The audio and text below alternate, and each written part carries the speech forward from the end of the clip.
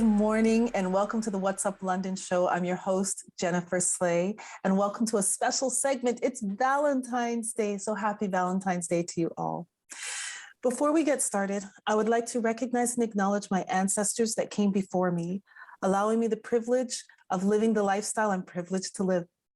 I also want to express my appreciation and recognition of the honor I have to live on Indigenous lands here in Southwestern Ontario, specifically the Anishinaabe, Haudenosaunee, the Nipawak, and the Ottawandaran peoples. As mentioned, this is Valentine's week for those who celebrate all week long. And to commemorate such a loving time of the month, we have relationship and marriage coach Angela Ezugwu for 2 segments of the show today. So let's dive right in. Hello, Angela. Welcome. Welcome. Thank you. Happy Valentine's Day. Happy Valentine's Day. We are here again. Yes. And so I'm so excited to have you here today. It's our Valentine's special. And who better than a marriage and relationship coach? So can you tell the viewers what exactly is a relationship and marriage coach? Okay, thank you so much for that question. A relationship and marriage coach is, we basically, of course, it's very vast, but we basically deal with different niche. So people work on single individuals, men and women, who are getting, they're in a very genuine relationship and are getting together to begin a family.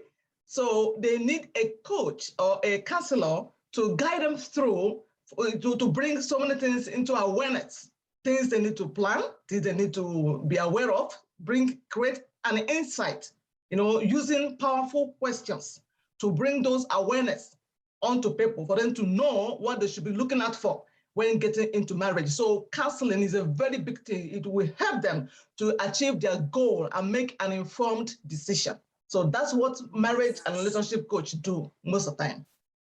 So what would some of those questions be? Those deep questions to make people more aware of their relationship? Oh, that would be nice. Something like someone is getting prepared for marriage. They don't seem to know so many things. So one question I will ask you is, what would they like to marry? And what are the qualities and principles that you have considered in the life of this person you would like to marry right now? Be it the lady or the man in question. What have you considered? How much have you known this person? What are the qualities you are thinking? And these qualities could be ranging from not being desperate. What are these personalities of this person? What religion? Is religion going to be a barrier? What is it doing? Is it working? How much have you known this person to commit your life into his hand or her hand? Okay, we ask so many questions like in this aspect. How do you communicate with this person? Do you understand this person? And so from that angle, we begin to know the person's understanding of what they are getting to get into, because marriage is beautiful, but it's a hard work. So we like people to enter into it with their eyes well open, to know and have a view and understanding of what they're getting into to do, because it's going to be a work. Yeah. Yes. I'm a psychotherapist, and oftentimes I'll have a couple come into my office and they're upset and angry because they can't agree on certain issues. And some of those issues are like how many children you want, or what religion are we going to raise our children in, right? Thank you so much. Yes, because those things can be a conflict along the way. We need to really decide on these things. Aside getting to know the person, there are also things like how many children we're going to marry, how many children are we going to raise, religion, finances, how do we come about that? Who stays home, who goes to work, who plan these things. But oftentimes you see people, maybe I'll come to that later, people don't get to know all these things and they blindly go into that relationship. And then, yes. because relationships start off so beautiful, and then after some time, it's like, I am out of here. I'm out of here. I can't do it anymore. I can't do it anymore. I'm done. You're not done, my dear. You are just starting. Yes, and oftentimes there's things that can be discussed prior to the relationship that can help smooth those discussions later. Exactly. Yes, you are right. And also, we when we do that, we discover some of the values we have for our partner. Those values, we hold on to them. And of course, you have to know if it's actually what you want.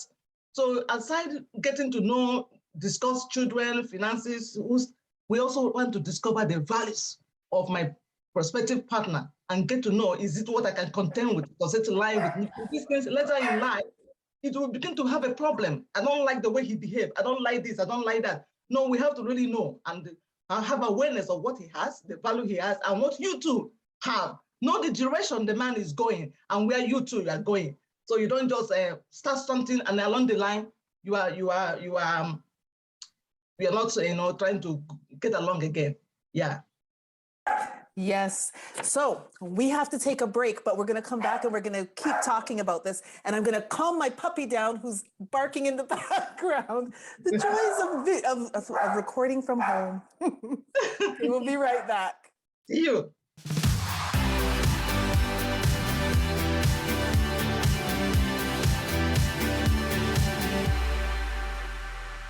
This program is brought to you by the following sponsors.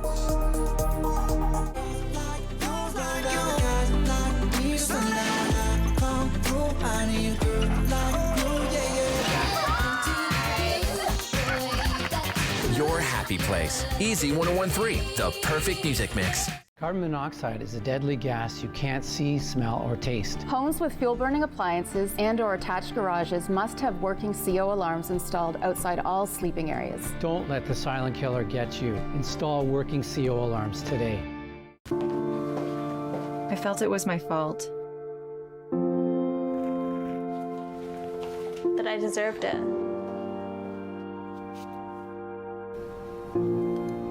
For years, my abuser said I was alone. It's nice not to be.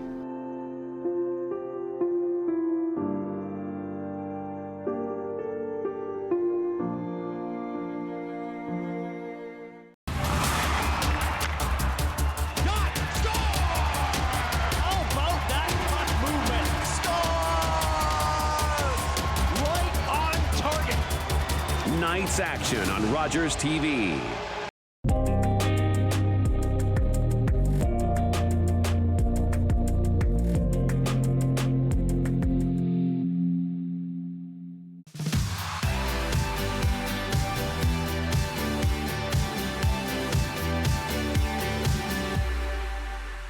Welcome back. We are here with Angela, who is a relationship and marriage coach. And it's Valentine's Day, so welcome. Thank you so much. Thank you. Okay, so before we went on break, we were talking about getting to that point in a relationship where it's like, I'm done, I'm finished, can't do this anymore. What are some tips and for people that are experiencing difficulties in their relationships? All right. The first thing I would like to say is that, before you get into the marriage proper, you need to really engage with the services of a counselor or a marriage coach to help you figure out what your thinking are, to help you create awareness. I've said that before. That will go a long way. Counseling, a lot of people don't attach so much importance to that. Counseling will bring a lot of things to solve a lot of problems that would have been solved that you might encounter along the way in your marriage. So that is number 1 point. Number 2 point is you have to really prepare for marriage. You don't just get into it blindly. We prepare, okay? Because we work. It's so stressful. It will cost you something. You are sharing your time with people. So you really need to prepare and make out time to what are the things that can help me to overcome these challenges as we encounter it in a marriage. Because the wind of marriage will come. So if you're not prepared, you will say, I'm done. So we get you to get prepared. And one of the things we can get prepared is engaging in our services and then preparing by asking questions, by asking yourself, what do I want in this marriage? Who is this man to me? But now for those, for those who are already in marriage and now they are experiencing problem, a lot of it comes from communication. We don't know how to communicate. Communication is a big issue here. You want to communicate that's something in your mind, you don't even know how to go about it. We don't have to pay attention. People don't pay attention with communication. before you get what you are done talking, the person will have caught you along the line. No patience, all right? We don't pay attention, no listening skills, because we need to listen while somebody is communicating. And sometimes the way the communication goes, not that what you said is a problem, but the way it was said might also be a problem. So we don't get to communicate our emotions, we pile them up in our life, and at the time you cannot take it anymore and you burst out. So all these things will bring a barrier to will bring a problem. So learn to communicate. In our marriage coach, we also discuss communication strategies. And I have said some of them here: paying attention, using listening skills, saying one thing at a time, communicating. Sometimes women communicate emotions and feelings, but men don't get to sense what we're trying to say along the line. So all these things will help us. And so communication is a big thing, and we actually have strategies in helping people communicate well with their partner in their marriage. That's wonderful, because oftentimes people, they think that they're listening, but what they really need to do is listen to understand, right? Exactly. And oftentimes they're not doing that. So it is Valentine's Day. So how can people rekindle that romance once they're in marriage? And after some time, sometimes the romance can die down a little bit. Exactly. So what can people do to rekindle that romance? Well, there are a lot of things we can do. Do small things in an extraordinary way. That is just what romance is. Bring fun to your relationship. Create enough time with each other, with your family. Okay? Write that letter, write that gift, stay connected. Okay? Even though that in this time of pandemic, there might be a lot of differences, there might be a lot of gap in our marriages because of the restrictions and time. It does not favor anyone, but we can still stay connected. We can still use virtual means, okay, to stay connected. So don't create so much gap in our relationship. So at this time we're celebrating Valentine's Day, I really want everyone to celebrate this day in a very special way. Celebrate it with your family. Do it as if you have never done it before, okay? Have that time with your family. It means a lot. Don't just take things for granted, okay? See today, extend that gift, give that bouquet, do things that we have not done before. With the gift giving, bring some fun to our marriage, to our relationship, to boost the relationship, energize us the more, encourage us the more, bring that love once again, okay? I really want people to use today to celebrate it. And also, besides the Valentine's Day today, you can also celebrate your wedding anniversaries, your birthday, parties. All these things are good. They add flavor, fun, okay, to ease up tension and stress that we go through in our marriage. Yeah, it's the things that we do between the Valentines and between the anniversaries and everything to just really show the appreciation. Perfect. Showing appreciation, saying it by words, expressing it, it will really help. Yeah. Wonderful. Well, thank you so much for being here, Angela. And again, happy Valentine's Day. Oh, happy Valentine's Day. I wish you all good Valentine's celebration. Please stay committed, communicate well, your time, your affection, your togetherness, all these things will bring more light to our relationship. I wish you all a very wonderful Valentine's celebration. And thank you.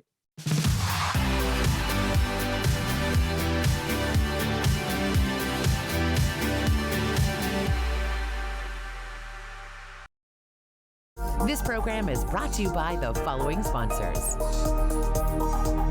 Huron Flooring offers a vast selection of pre-finished hardwood floors in a variety of colors, textures, widths, and finishes. We also provide resanding and refinishing of your existing flooring and stairs. Visit us at Huron Flooring, 782 York Street in London. Hi everyone, my name's Ranger M. I love to knowledge share, and that's just what I'm going to do with you. So come on, let's go learn with Ranger M.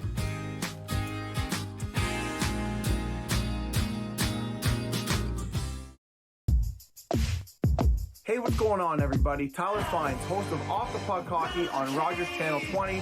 We interview some of the biggest names in hockey and sports. Check us out, Rogers Channel 20, Off the Puck Hockey. Let's go. When we turn a blind eye to racism, we turn a blind eye to ourselves. As Canadians, we disavow all forms of racism. Built on a foundation of cultural acceptance, we choose inclusion. promote equality, and celebrate diversity. Choose health, not hate.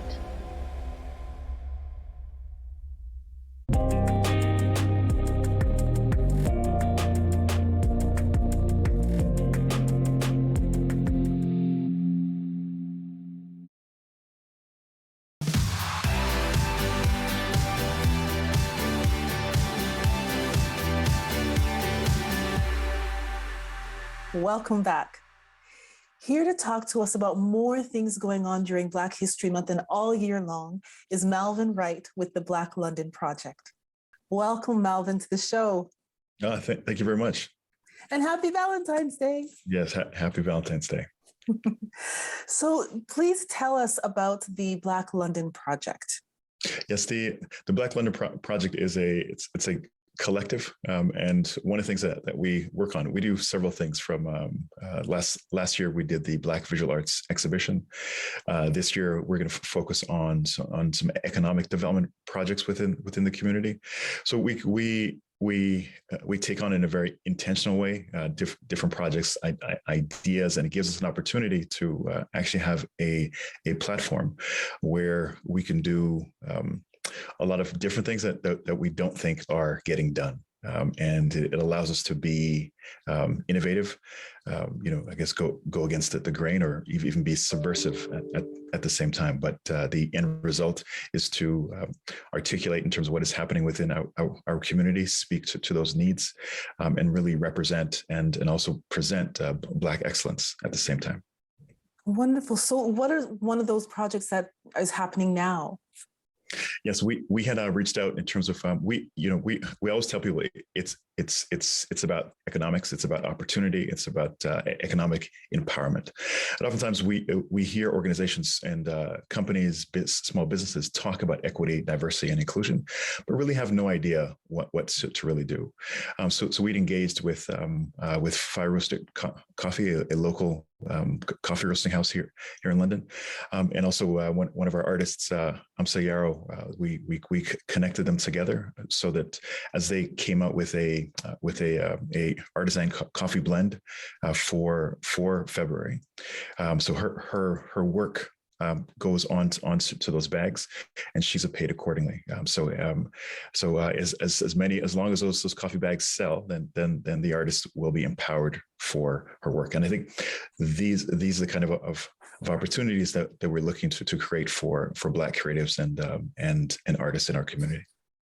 Oh, that is wonderful. And so Amsa, she's a local artist here in London? Yes, she is. Great. And so if people want her to see her artwork, they can go to Fire Roasted Coffee, and they're located on Dundas, but they're also, I think you said something about the farmers market? Yes, Fire Roasted, they're in the farmers market, I think every Saturday down by the fair. That's where they are. And also you can find and buy those specific artisan coffee bags on their website as well. Okay. And what are some future projects that the Black London Project will be working on? Yeah, I think for us, for us, we firmly believe that Black History Month isn't just during February, right? We think that it's got to be 12 months of the year, 365 days, and we're looking at one of the things that we spoke about yesterday with one of our clients is to get people to start purchasing books by Black authors, especially children's books for their kids. Another thing we're working on is we're going to be coming up with a line of recyclable bags that's going to be done in a very it's going to be 100% in terms of that upcycle process, and really getting that we too want to participate and will be affected by the environmental crisis. So we think that we can do something. So we're always looking to do things differently, but also focusing on the tenets in terms of why we're together, and really highlighting the talent that exists within our community. That sounds wonderful. So how can Londoners get involved? For me, lenders can get involved. As I said, if you're going to a children's party or a children's birthday party, purchase books by Black authors, or the characters are either Black, Indigenous, or have a disability. During this month, I would love if lenders can actually purchase things from Black-owned businesses across the city. Valentine's Day gifts, eat at a Black restaurant, shop at any one of the number of the many African or Caribbean grocery stores. I think this is, again, it's like put your money where your heart is, and actually do something that's going to impact these small business owners and the community members at the exact same time. Thank you. Thank you so much for being here. Okay, guys. Anytime. Thank you. I appreciate it.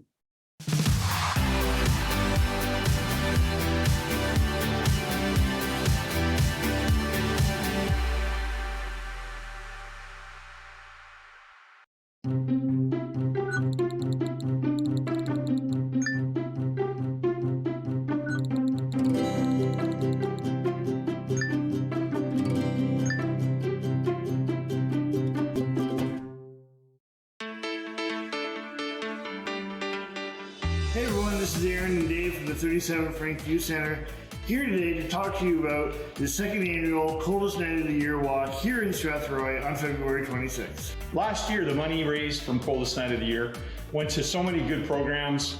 We fed youth, we clothed youth, we got them connected to help that they need, and we gave over 1,200 meals to people in our community. We surpassed our goal last year. Help us this year to reach our goal of $40,000. Coldest Night of the Year isn't just about raising funds, it's also about raising awareness for poverty, homelessness, and hunger in our community. Unfortunately, due to COVID restrictions, it's Walk Your Way this year. However, please share your videos and photos on our Strathroy CNOY Facebook group. Please go to cnoy.org/Strathroy if you want to join a team, start a team, or if you just want to donate. Hi everyone, my name is Dr. Mario Elia, and I'm the host of a new show here on Rogers TV that we're calling Keeping London Healthy with Dr. Mario. So tune in Wednesdays at 6:30 p.m. and we'll see you then.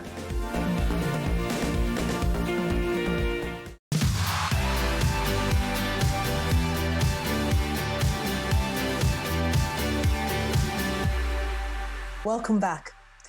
Each year, the London Heritage Council hosts a heritage fair to kick off Heritage Week in London.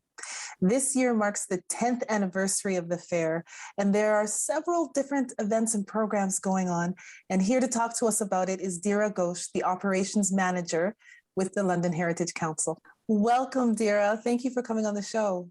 Thank you for having me. No problem. And happy Valentine's Day, by the way. Same here. Happy Valentine's Day. So you are the operations manager for the London Heritage Council. Can you tell us exactly what that is all about? So the Heritage Council is an umbrella organization that advocates and quarterbacks for heritage in the city. So whether it's our museums, a lot of people don't know that London has 16 museums, or heritage advocacy groups, or anything related to heritage, we advocate through our programs and events. Okay, so what are the various programs that you do? So we have a granting program called Community Heritage Investment Program. We have an educational program called Museum School Program. Other than those, we have a Heritage Fair, which is coming up very soon. We have Doors Open London, which is a very, very popular program and has been on for 21 years. We do Canada Day in London. We quarterback and give a platform for the museums to network with each other, called London Museum Network. We have Celebrating Communities. And, we have a lot of programs, and all of that is geared towards giving a platform and a voice to heritage in the city. Nice, nice. And so this year marks the 50th anniversary of the multicultural policy here in Canada. So this is a two-part question. One, what does multiculturalism actually mean? And two, what is the event that the council is putting on to honor that? So, Multiculturalism Act, and as many people might know, that Canada was the first country in the world to have a multicultural policy. When that came out 50 years ago, it was to preserve the cultural freedom of the people and to acknowledge, what the work that diverse communities are doing. Over the years, obviously, we know that multiculturalism has evolved to mean just not the cuisine and the language or the music or the dance. It's a little more than that. How has multiculturalism been embraced by the people, whether it's in their work sphere, whether it's in their social life? And our panel and our event on February 17th is about that what is multiculturalism? How do we really incorporate it? Is it all about just going to an international music festival or going into a dance festival and you think you have embraced multiculturalism? Or is it that giving an equal voice to that diverse community? Is it about embracing them in your workplace? Is it about having your boards representing that? And what we have decided that we will open it up for the Londoners to send in their questions. And our panel, which has a wide range, there are people who do advocacy work, there are people who are in journalists, people who are sociologists, they will tackle those questions. So our panel is answering questions that Londoners want answered. Oh, wow. How many people are on the panel? So we have 4 people on the panel, all from diverse background, all from diverse community, and each of them has a niche area, an area where they've done a lot of work, and we've been promoting that panel and asking people, this is our panel, please tell us, what would you like to ask this panel? And based on those questions that Londoners send us, the panel will be answering them on February 17th. Perfect. And this is a virtual event, correct? Yes, unfortunately, because of COVID restrictions, we've had to have Heritage Fair again as a virtual event. In the past, pre-COVID, this used to be a day-long in-person event, but unfortunately, because of COVID restrictions, we've had to move online. And it's going to be live streamed on Facebook. And, the beauty of the digital world is that even if you miss it on that day, you have an opportunity to go and see it later. So, it'll stay on our Facebook page, it'll stay on our website. So I think that it has its own, pros to having a digital because it's there for later people to interact and watch it. Yes, well, thank you so much for being here. And I look forward to seeing you at the panel on the 17th. Thank you. And same here, Jennifer. I look forward to seeing you. Well, that's a wrap. Thank you so much for tuning in. And please visit our guests' social media by following their pages and sharing them with your networks. We'll see you again next week. Please like, comment, and share this episode with your friends. And until next time, stay safe.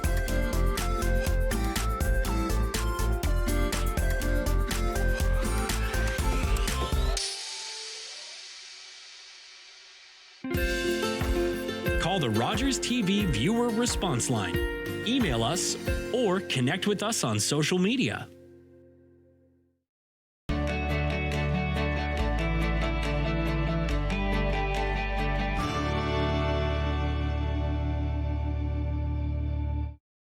COVID-19. COVID-19. COVID-19. The pandemic impacts our everyday lives, and the ripple effects of COVID-19 seem to change on a daily basis. Rogers TV keeps you informed about how the pandemic hits close to home with live coverage of the Middlesex London Health Unit and the City of London media briefings. Keep up to date on the latest in London and Middlesex with updates from Dr. Chris Mackey and Mayor Ed Holder. Watch the latest COVID-19 media briefings live on Rogers TV Mondays and Thursdays at 2 p.m. And for more information, check rogerstv.com.